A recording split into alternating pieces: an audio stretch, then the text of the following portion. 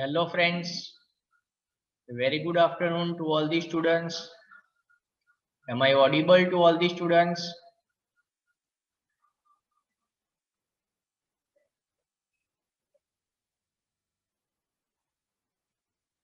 Okay, good afternoon message also I am getting from the students. Yes sir, okay fine.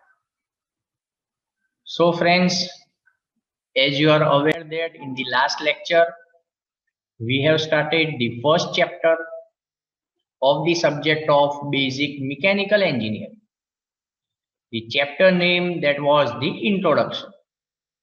And friends, if you remember in the last lecture, we have discussed some of the interesting points that were related to the prime movers, one of the important question, and we have discussed the classification of the prime movers. The classification of the prime movers is done on the basis of the energy used by the prime movers. They are basically classified into two types. They were the thermal prime movers and the non-thermal prime movers.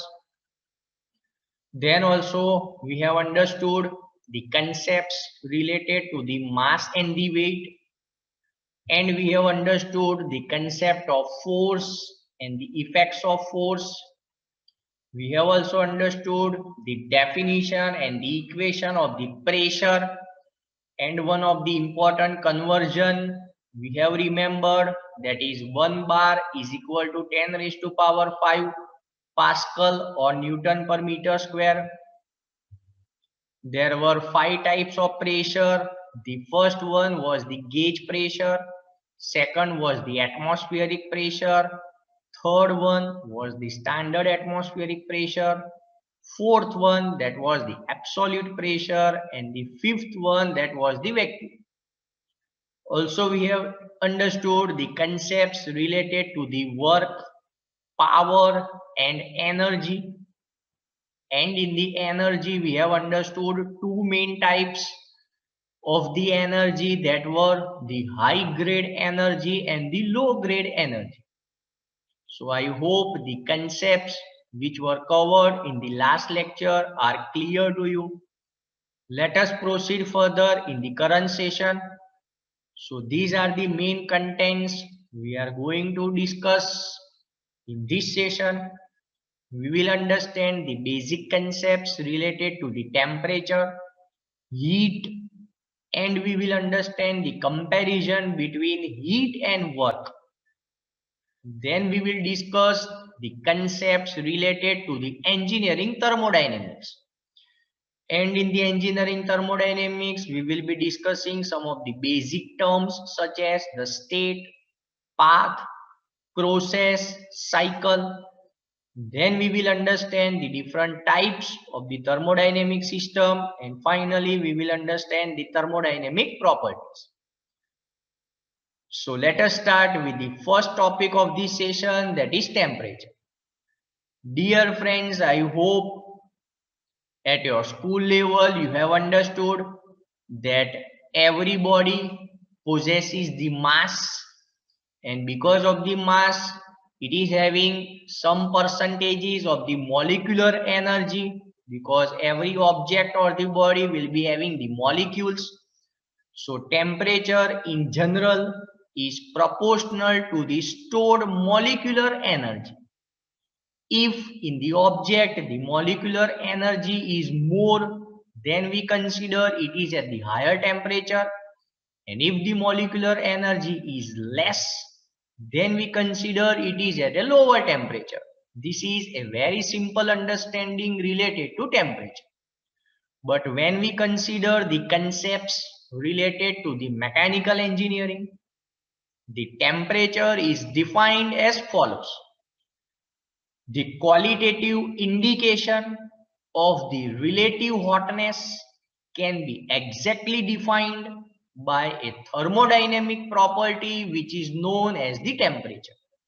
So when we consider the concepts of the engineering thermodynamics, the thermodynamic property which is used for the qualitative indication of the relative hotness and that thermodynamic property is termed as temperature. Generally, friends, temperature is necessary to define the state of the fluid. Mainly, we are considering the fluids of the types of the liquids and the gases, because for the solids, generally, we are not considering the parameter that is of the temperature. So, for the states of the liquid and the gases, we are taking the reference of the temperature. The next definition, that is the very simple one, that is absolute zero temperature. It is defined as the temperature at which the volume occupied by the gas becomes zero. So we are knowing that always the gas will be having the volume. So the temperature at which the volume occupied by the gas becomes zero, that is considered as the absolute zero temperature. And friends, you are well aware that for the measurement of the temperature, we are using the thermometers. So the absolute zero temperature is considered as the lowest temperature which is obtained by gas thermometer. Now let us understand the units of temperature. If we consider the SI system, the unit of temperature, that is Kelvin, which is denoted by capital K. However, for the practical purposes, we are using the Celsius scale to measure the temperature, and it is denoted by degrees Celsius.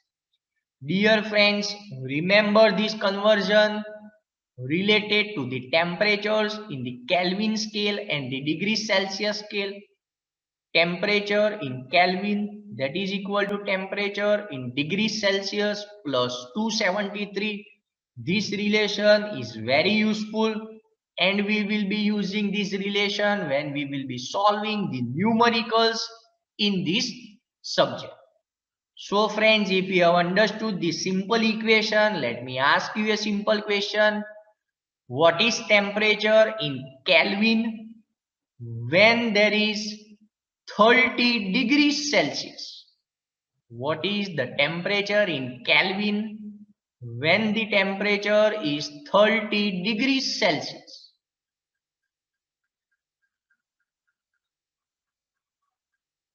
Okay, some are giving me the answer 300, 303. Okay, 303. Okay, fine. So majority of the students are giving me the right answer. Very simple. 30 degrees Celsius. That means in this equation we need to add 30. So 30 plus 273, that is 303 Kelvin.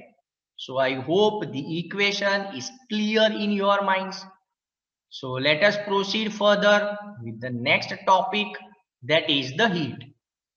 Dear friends, in mechanical engineering, heat is a very important concept. And in discussion of the several points in this subject, you will be coming across the concepts of the heat. So try to focus on this topic, as it will be very useful in the further topics of the subject. So heat is considered as the energy interaction at the system boundary. Now friends, will be having the question, sir, what is a system boundary? So at this point of time, you just remember that it is the energy interaction at the system boundary. As we are proceeding further in this lecture, the concepts related to the thermodynamic system, the system boundary will be clear. So generally, the heat is the energy interaction. But for this type of the energy interaction, one of the fundamental point or the basic parameter which is required, that is the temperature difference. That means we need to have two bodies at different temperatures, and both the bodies must be in contact with one another. Then and then only there will be the energy interaction, and this energy interaction is considered as the heat interaction. So I am repeating the point once again because it is very much important and it will be useful In the further topics, for the heat to interact, we need to have two bodies. Both the bodies must be at the different temperatures, and both the bodies must be in contact with one another. Then in such case there will be the energy interaction between both the bodies, and this energy interaction taking place at the system boundary is considered as heat. So basically heat can be considered as a form of energy. Dear friends, whenever there is the heat interaction between the two bodies, some of the observable changes are observed in both the bodies. First, there will be the changes of the temperature. Also, there can be the change of the state. There can be the change of the volume, as well as there can be the change of some physical properties in context of the two bodies which are undergoing the heat interaction. In SI system, the unit of heat is considered as joule, that is capital J. Calorie can also be considered as one of the unit of heat, because this unit mainly we are considering in context of the fuels, because in the fuels we are doing the combustion, so we are telling that the fuels are having the calorific value, that is nothing but the amount of heat which can be produced from the fuels. 1 kilocalorie, that is equal to 4168.8 joules. This is just a conversion of kilocalorie into the joules. So I hope the simple concepts related to the heat are clear in your minds. Proceeding further with the topic of the heat, I hope this topic you have studied at your school level, that is the specific heat capacity. It is also known as the specific heat. I expect that some of the students are also knowing the definition.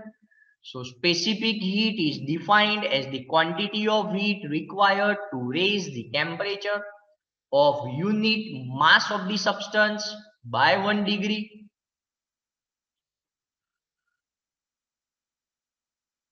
Okay, Parmit Kaur, you have joined the group with some another name. So kindly join it with the specific format which is given as you are joining. Parmit Kaur, kindly join the group with the particular format.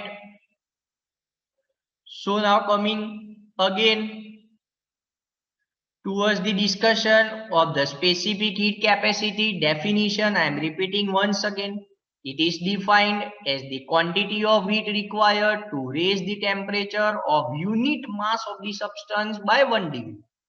If we consider this definition of the specific heat, then the unit comes out to be joule per kg degrees Celsius. Or if we consider Kelvin, then it is joule per kg Kelvin. I hope you have used this equation several times for making some analytical calculations related to the heat transfer. So heat transfer rate Q is given as Q is equal to mc delta T, where C is equal to m upon Q upon m delta T, where C represents the specific heat of the substance, Q represents the heat transfer, M is the mass of the substance, and delta T, that is the temperature difference, indirectly the final temperature of the system minus the initial temperature of the system. When we consider the concepts of the solids and the liquids, they have only one value of specific heat. As for example, the water at our institute, the water at your homes, the water in the rivers, the water in the seas, all the waters will be having a constant value of the specific heat. But when we consider the concept of the gases are considered to have two distinct values of the specific heat capacity. I have given the short forms, that is CP and CV. So any student can give me the answer. What is the full form of CP and what is the full form of CV in the chat box? What do you understand by CP and what do you understand by CV?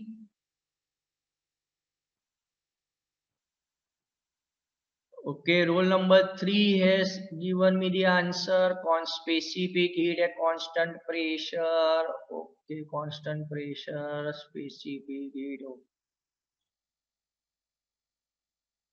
Okay, perfect answers from all the students. Very good students. Majority of the students are given me the right answer. Also, I am still getting the perfect answers from the students. So let me just tell your answers. This CP stands for the specific heat at constant pressure. CV stands for the specific heat at constant volume. So C represents the specific heat and P represents the conditions at constant pressure. And likewise, we can understand the concept of CV. So moving further with the discussion, that is the comparison between the heat and work. For comparison, I am following some different approach as it is given in your textbook. The similarities and the dissimilarities. In the similarities, we will be covering the common points related to the heat and the work. Whereas in the dissimilarities, we will be taking the different points of both the concepts. So let us first understand the similarities. Both the heat and the work are considered as the path functions. What do you mean by a path function? Just wait for a few minutes. In this lecture, I will be discussing what do you understand by the path in context of the engineering thermodynamics. Also, the heat and the work both are considered to happen at the system boundary. The heat interaction as well as the work interaction between the two bodies or in the thermodynamics that is taking place at the system boundary. Both are related to the process and not the state. Also, when we consider the thermodynamic systems, always we tell that the thermodynamic systems possesses the energy. They neither have the heat nor the work. So these are some of the basic similarities between the concepts of the heat and the work. Now let us understand some of the dissimilarity points of the heat and work. Dear friends, as already discussed in the current session, for the heat transfer or for the heat interaction, we need to compulsory have the temperature difference between both the bodies.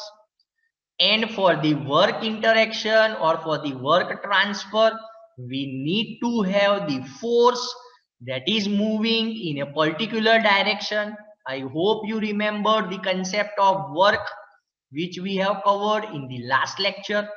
And also we have understood the equation of the work, that was W is equal to force into distance moved in the direction of force. So we have written the unit of the work, that was Newton meter, and 1 Newton meter, that was 1 joule.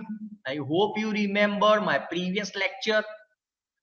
Next point of dissimilarity, for the stable system, no work interaction is possible, whereas for the stable system, the heat interaction may be possible. Dear friends, if we consider the stable system, that means the system at the equilibrium, all the forces acting on the system, they are balanced with one another, so there is no movement of the force, hence there is no work interaction. But in the stable system, the heat interaction may be possible. And if we consider the types of the energy, the heat is considered as the low grade energy and the work is considered as the high grade energy, because the heat that is related to the thermal energy, whereas the work is related to the mechanical energy. So these are the main concepts or the points of the similarities and the dissimilarities between the heat and the work. Now friends, the topic which you are seeing, that is the most important topic. We will be using these concepts several times in the numericals. So here I have shown a simple thermodynamic system. Outside the thermodynamic systems, I am considering the surroundings. So try to understand the points which I am discussing. When the heat is entering into the thermodynamic system, try to understand when the heat energy or Q is entering the thermodynamic system, we are taking positive value. And likewise, when the heat is released from the thermodynamic system or the heat is removed from the thermodynamic system, we are taking the negative value. And when we consider the concept of the work, you are seeing that it is exactly the opposite. When the work is done on the thermodynamic system, it is considered as negative. And when the work is done by the thermodynamic system, it is considered as positive. Dear friends, let me note one of the important point. These sign conventions, that is positive and negative, are strictly related to the engineering thermodynamics. And these notations, these sign conventions, we will be using while we will be solving the numericals.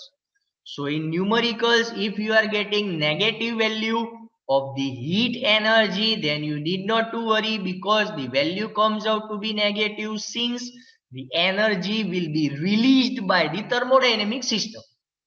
So I hope you are getting the points which I am explaining, and the sign conventions are much clear now in your minds.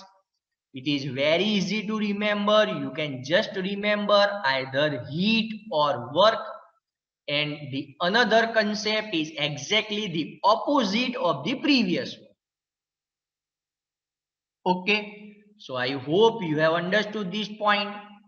Proceeding further, now we are starting with the discussion related to the several concepts of the engineering thermodynamics. Dear friends, let me tell you, if we consider the mechanical engineering, engineering thermodynamics is one of the important aspect of the mechanical engineering.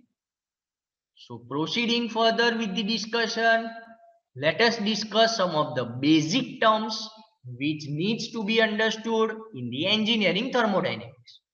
So the first point or the first term, that is state. The state can be considered as a set of the properties that describe the condition of a thermodynamic system.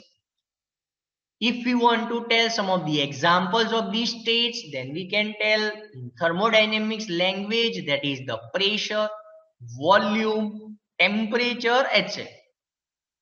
The next term, that is the path, the locus of the series of states through which a system passes, going from the initial state to the final state, that constitutes a path. So path in simple terms can be considered as a road which a system follows, moving from the initial state to the final state. Next important term, that is process. Any change that a system undergoes from one equilibrium state to another equilibrium state, that is known as the process. There is the difference between the path and the process. In the path, we are considering only the states through which the system passes, but in the process, we are considering the equilibrium states. And also in the process, we are considering the initial and the final state to be in the equilibrium. Whereas in the path, there is no context of the equilibrium. The last important term, that is the cycle. A system is said to have undergone a cycle if it returns to its initial state at the end of the process.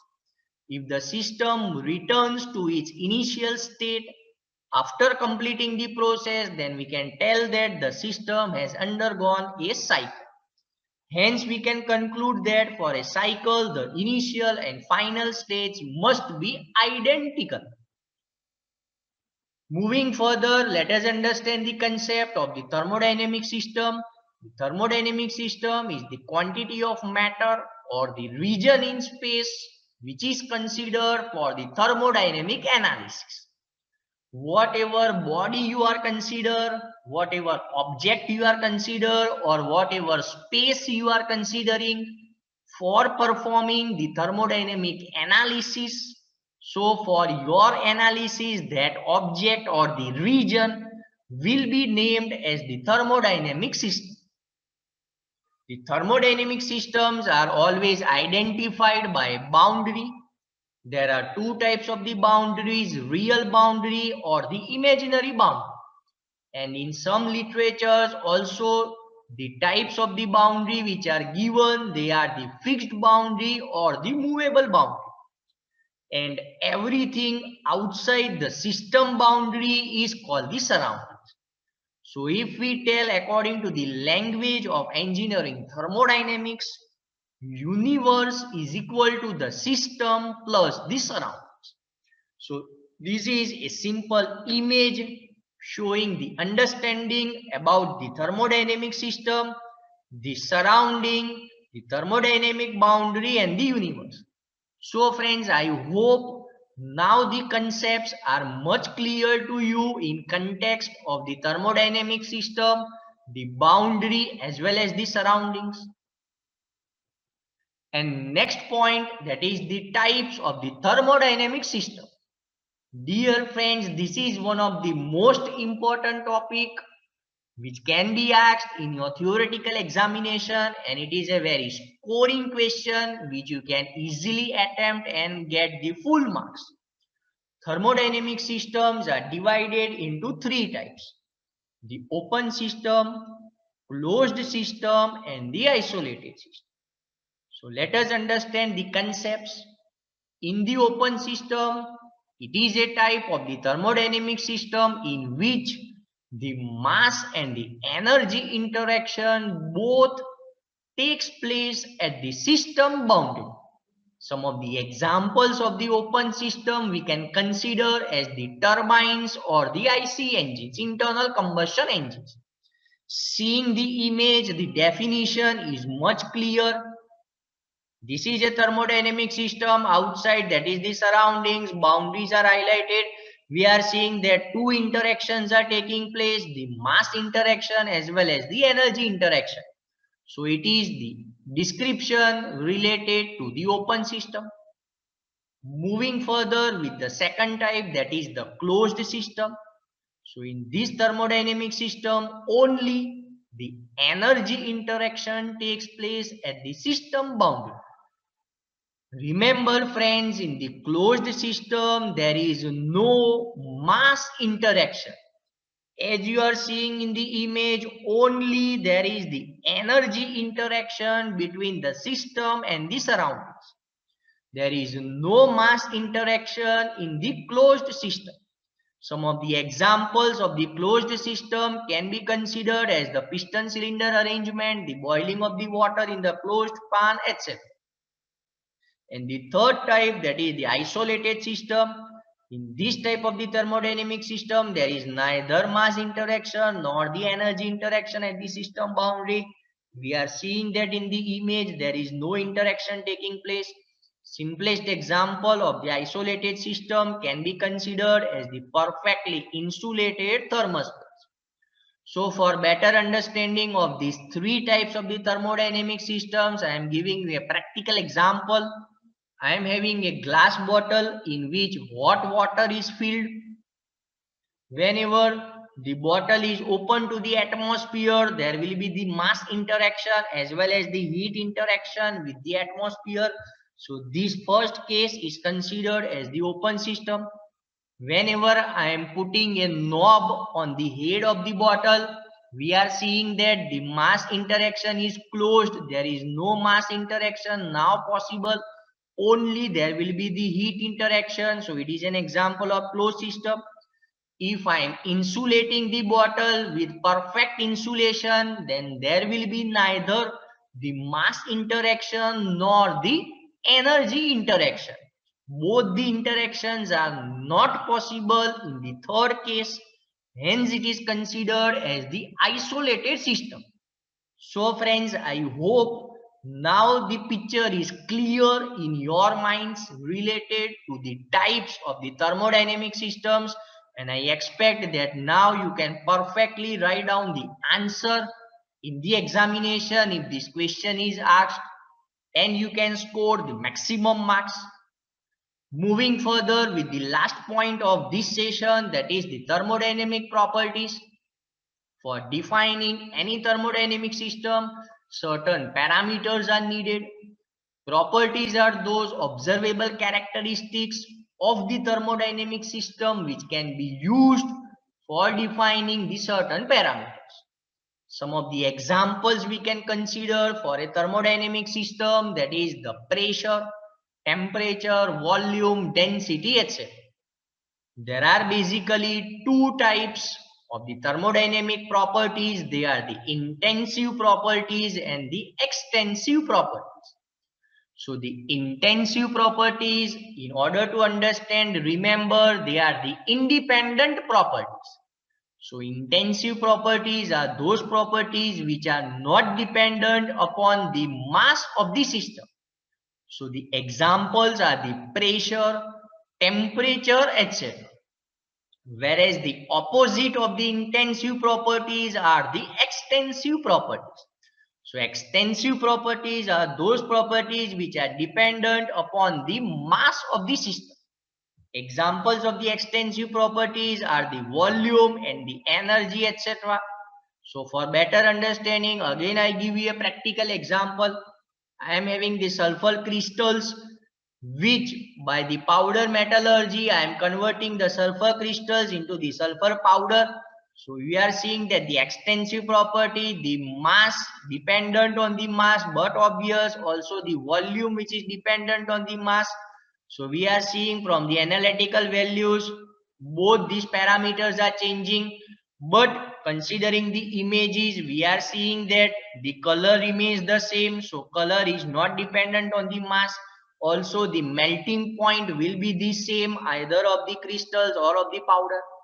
So I hope the concepts related to the thermodynamic properties are much clear now.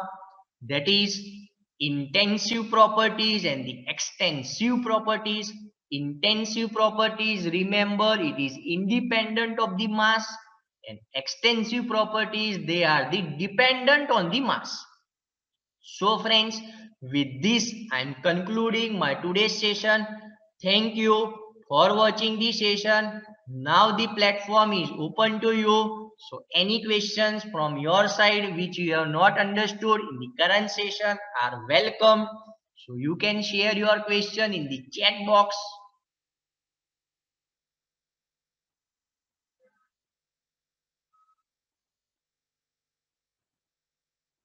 Any student, any question from your side?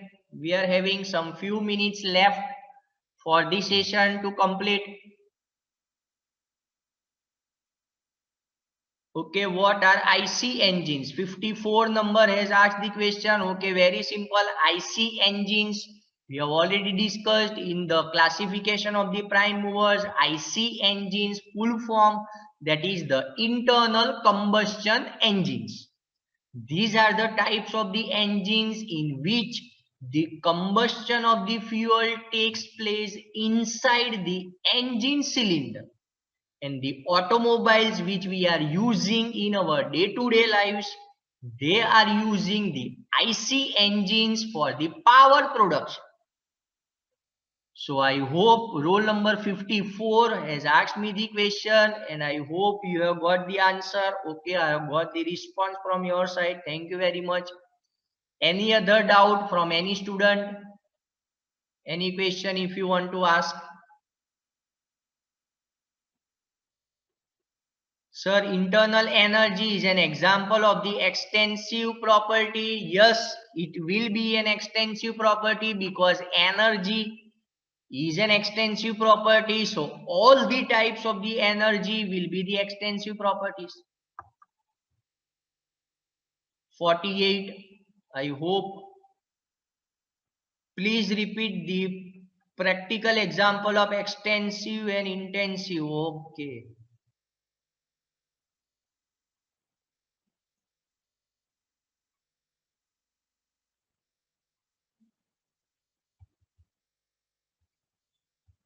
So in the practical example, you are seeing that sulfur crystals we are having in the solid form, they are converted into the powder. So if we consider the extensive and intensive properties, they depend on the amount of the substance or the mass. So mass, we are seeing that the mass will be varying and also the volume will be changing. So both these properties, they are dependent on the amount of the substance, so it is an extensive property. Whereas if you are seeing the images, the color is remaining the same, and also the melting point of the sulfur crystals as well as the sulfur powders also the remains the same, that is 115.2 degrees Celsius. So they are independent of the amount of the substance, so that can be considered as the intensive properties. So I hope now the concept are much clear. Those who have raised the question related to this example, I hope I have answered your question. Okay, getting the positive responses. Thank you.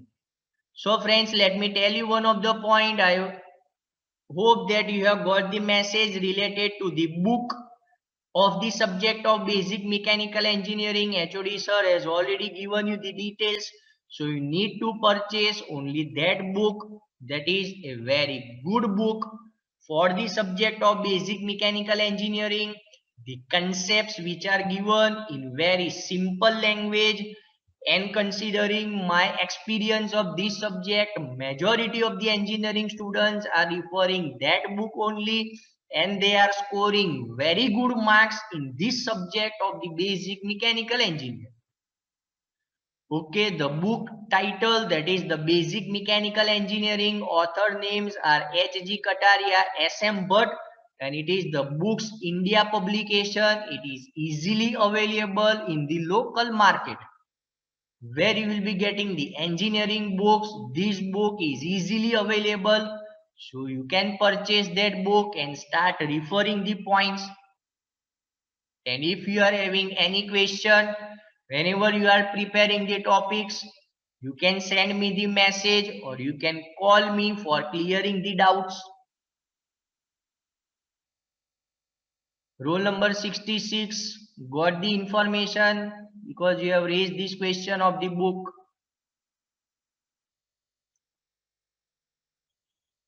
Any other questions from your side? Any student want to ask related to the topics covered? Because in this session we have covered several important topics which can be asked in your examination.